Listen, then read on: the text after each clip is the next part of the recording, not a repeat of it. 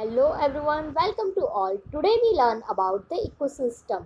How many types of ecosystem and which components are the ecosystem are affected. So let's start today's lecture. First, before starting about the ecosystem, we need to learn about the environment. So friends, यहाँ पर आपको एक छोटी सी figure आपको corner में दिख रही है जिसमें से आपको पता चलेगा कि एनवायरनमेंट क्या है। अब एनवायरनमेंट के बारे में हम क्या बोल सकते हैं, हमारे आसपास में जितनी भी चीज़ें हैं वो सारी ही चीज़ों को हम एनवायरनमेंट में इंक्लूड करते हैं।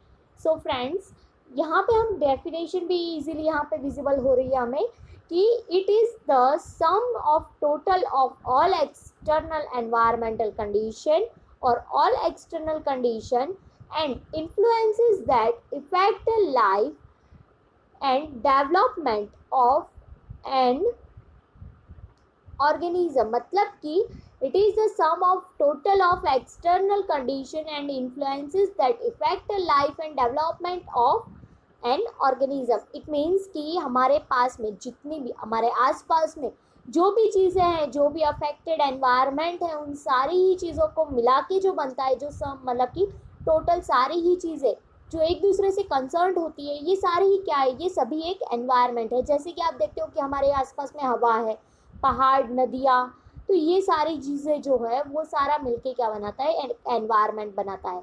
कई बार हम बोलते हैं कि भी आज एनवायरनमेंट कितना अच्छा है, आज एटमॉस्फेयर कितना अच्छा है, तो यही है एनवायरनमेंट के बारे में। तो हम देखते हैं environment include all the physical and biological factors. Environment के अंदर हम सारे ही फिजिकल और बायोलॉजिकल फैक्टर्स को इंक्लूड करते हैं। अब फिजिकल और बायोलॉजिकल फैक्टर्स मतलब कि क्या, फिजिकल मतलब कि जैसे कि सारी ही चीज़ें, पहाड़, नदी, पर्वत वगैरह सारी, ये बायोलॉजिकल चीज़ें हो गई। फिजिकल मतलब कि हम हैं, हमारे आसपास में जो भी ऑर्गेनिज्म है, लिविंग थिंग्स है, और जो भी हमें लाइव प्रेजेंट दिख रहा है, तो ये सारी फिजिकल और बायोलॉजिकल जितनी भी चीज़ें हैं, इन सारी चीज़ों को मिला के हम क्या बनाते हैं, तो ये सारी ही चीज़ें मिलकर एनवायरनमेंट बनाती है। तो चलिए अब हम आगे देखते हैं कि all the factors of environment are affecting the organism. It means कि सारे ही जितने भी फैक्टर्स हैं एनवायरनमेंट में, वो सारे ही फैक्टर्स क्या करते हैं, ऑर्गेनिजम्स जो है, ये सारे ही फैक्टर्स एनवायरनमेंट के ऑर्गेनिजम्स को अफेक्ट करते हैं। कि जितने भी लिविंग ऑर्गेनिज्म हमारे आसपास में, उन सारे ही लिविंग ऑर्गेनिजम्स को ये फैक्टर्स अफेक्टेड होते हैं। तो ये तो हमने देखा कि एनवायरनमेंट के बारे में। चलिए अब हम देखते हैं आगे इकोसिस्टम के बारे में। So the ecosystem, it means nothing else but the ecosystem, it means a system formed by and the interaction between biotic component and the physical environment। Interaction between biotic component and the physical environment is called a ecosystem। मतलब कि जो भी biotic components है और जो भी physical environment मतलब कि हमारे आसपास का जो एनवायरनमेंट है, उन सबको मिला के जो बनता है वो क्या है, तो इसको हम इकोसिस्टम बोलते हैं। अब देखिए यहाँ पे जैसे कि नदी आपको दिख रही है फिगर के अंदर, उसके पास में आपको एनिमल्स भी दिख रहे हैं, फ्रॉग है, उसके बाद में डियर है, बर्ड्स है, और उसके सिवाय में आप जो देख रहे हो कि सन है, उसके सिवाय में जो एनवायरनमेंट है, प्लांट्स है, तो ये सारी जो चीज़ें हैं, ये सभी मिलकर जो बनाता है, तो ये सब क्या है, ये सब एक दूसरे से कनेक्टेड, और ये सभी एक दूसरे से कनेक्टेड होकर क्या बनाते हैं, ये सब एक दूसरे से मिलके इकोसिस्टम बनाते हैं। तो चलिए अब हम देखते हैं कि इकोसिस्टम के बारे में और डिटेल क्या है। तो इकोसिस्टम जो है फ्रेंड्स, उसके भी टाइप्स होते हैं। तो how many types of the ecosystem do you know? So the types of ecosystem, it means there are mainly two types. First one is the natural ecosystem and the second ecosystem, it means the artificial और man made ecosystem. So in the natural ecosystem मतलब कि जो naturally हमें मिलती है, वो ecosystem को हम क्या बोलते हैं, तो उस इकोसिस्टम को हम नेचुरल इकोसिस्टम कहते हैं। अब सामने हमें दूसरी जो इकोसिस्टम दिख रही है वो है आर्टिफिशियल और मैन मेड इकोसिस्टम। तो आर्टिफिशियल और मैन मेड इकोसिस्टम भी एक अलग मतलब कि ह्यूमन बीइंग ने बनाई हुई जो आर्टिफिशियल इकोसिस्टम है, उसको हम कहते हैं। तो यहाँ पे हम बात करते हैं पहले नेचुरल इकोसिस्टम की। तो नेचुरल इकोसिस्टम में दो तरह की होती है। First one is the terrestrial और second one is the aquatic. Terrestrial मतलब कि जो लाइव जमीन के ऊपर जो इकोसिस्टम हमें देखने मिल रही है, उसको हम कहते हैं टेरेस्ट्रियल इकोसिस्टम। और सेकंड जो है aquatic ecosystem. So aquatic ecosystem it means कि जो पानी की इकोसिस्टम है, उसको हम एक्वेटिक इकोसिस्टम कहते हैं। कि जो पानी के अंदर ऑर्गेनिजम्स लाइव रहते हैं, तो ये सारे जो ऑर्गेनिजम्स हैं, ये इस इकोसिस्टम को, वाटर इकोसिस्टम को हम कहते हैं एक्वेटिक मतलब कि पानी वाली इकोसिस्टम। और टेरेस्ट्रियल मतलब लैंड के ऊपर जो इकोसिस्टम है, उसको हम बात करेंगे। तो चलिए हम डिटेल देखते हैं कि यहाँ पर जो हम बात कर रहे हैं कि टेरेस्ट्रियल इकोसिस्टम के अंदर हम देखेंगे कि हमारे पास में 3 टाइप्स है, जिसमें से फर्स्ट वन जो है जो आएगा forest ecosystem, second is the grassland ecosystem and the third one is the desert ecosystem. So the forest ecosystem, grassland ecosystem and the desert ecosystem जो है वो क्या है, वो नेचुरल इकोसिस्टम है। अब उसके साथ में हम सामने एक्वेटिक इकोसिस्टम देखते हैं, तो उसके भी 2 टाइप्स है। एक है मराइन इकोसिस्टम, मतलब कि जो मराइन फिशरीज वगैरह की इकोसिस्टम है, जो मराइन लैंड्स की इकोसिस्टम्स होती है, तो उस इकोसिस्टम को हम समुद्र वगैरह की इकोसिस्टम, तो उसको हम मराइन इकोसिस्टम कहते हैं। और जो फ्रेश वाटर, मतलब कि पीने के पानी के जैसी जो इकोसिस्टम है, जो फ्रेश वाटर की इकोसिस्टम है, और उन इकोसिस्टम्स को हम फ्रेश वाटर, मतलब कि रिवर की इकोसिस्टम है या फिर पॉन्ड है, तो इन इकोसिस्टम को हम फ्रेश वाटर इकोसिस्टम कहते हैं। अब फ्रेंड्स, फ्रेश वाटर इकोसिस्टम भी 2 पार्ट्स में डिवाइडेड होती है। तो वो जो 2 पार्ट्स हैं, first one is the river, stream और स्प्रिंग। जो रिवर, स्ट्रीम और स्प्रिंग वगैरह की इकोसिस्टम है उसको हम कहेंगे। और सेकंड जो इकोसिस्टम हमारे सामने है वो है पॉन्ड और लेक वाली इकोसिस्टम। तो ये भी एक मोस्ट इंपॉर्टेंट इकोसिस्टम है। अब सारे ही इकोसिस्टम के बारे में हम डिटेल में हमारे नेक्स्ट वीडियो के अंदर देखेंगे। और यहाँ पे जो सेकंड इकोसिस्टम के बारे में हमने बात की है, जो मैन मेड इकोसिस्टम है, तो मैन मेड इकोसिस्टम में हम बात किसकी करेंगे, तो जैसे कि गार्डन है। अभी गार्डन जो है वो किसने बनाया है, तो गार्डन जो है वो ह्यूमन बीइंग से बनाया है। तो ऐसे गार्डन की इकोसिस्टम है। तो इन सारी इकोसिस्टम को हम आर्टिफिशियल और मैन मेड इकोसिस्टम कहते हैं।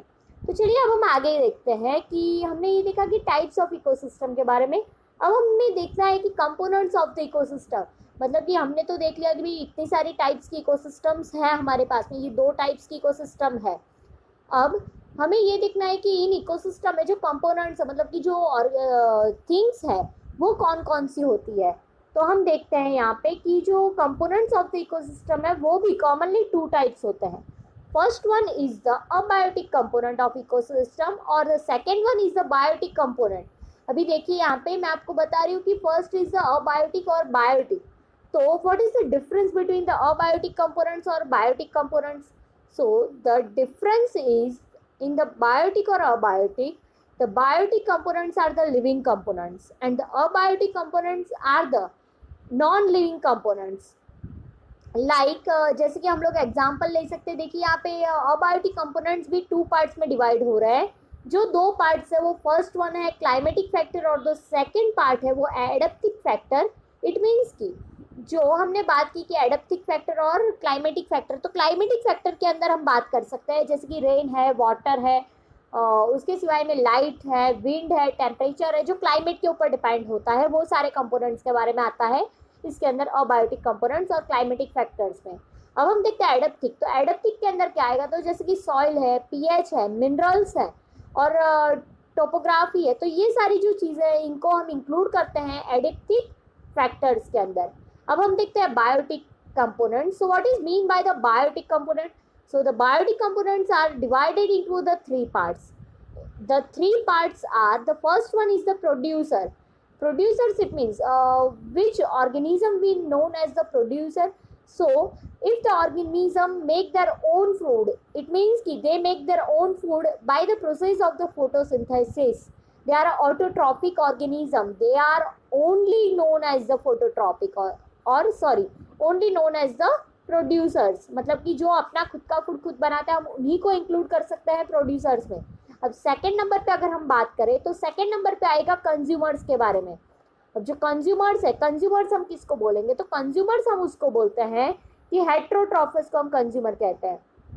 अब हेट्रोट्रॉफस मतलब क्या, तो heterotrophs it means they are dependent for the food to another organism or dependent directly or indirectly through the autotrophic organism. So they are known as the heterotrophic organism or the consumers. So the consumers are mainly the 4 type.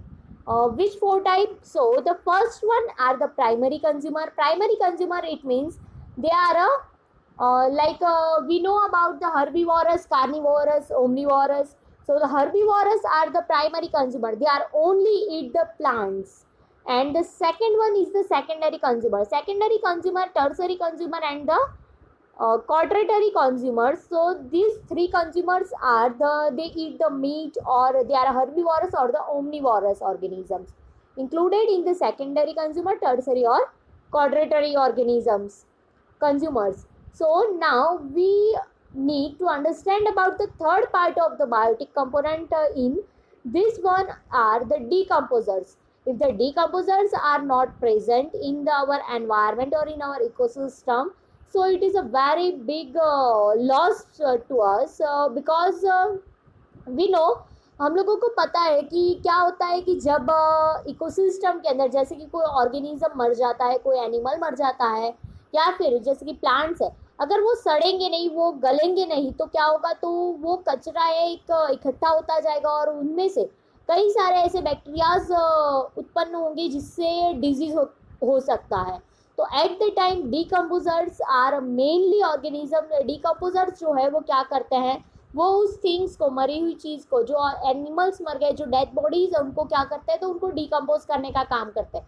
और जब वो decompose हो जाता है तो क्या होगा, तो डिकम्पोज होने के बाद में वो वापस से सॉइल में मिक्सअप हो जाएंगे और वो एज अ फर्टिलाइज़र हम लोग यूज़ कर सकते हैं उसको. तो ये जो चीज़ है वो डीकम्पोजर्स भी मोस्ट इम्पॉर्टेंट पार्ट है, मोस्ट इम्पॉर्टेंट बायोटिक कंपोनेंट है इकोसिस्टम के. तो हमने आज जो देखा उसके अंदर हमने मेनली ये चीज़ें देखी कि भाई टाइप्स ऑफ इकोसिस्टम क्या है, उसके सिवाय में कंपोनेंट्स ऑफ द इकोसिस्टम क्या है, then what is mean by the ecosystem, what is mean by the environment. So guys, अब हम हमारे नेक्स्ट लेक्चर के अंदर फूड चेन के बारे में देखेंगे, फूड चेन और फूड वेब के बारे में. So thank you for watching today's video. Thank you everyone.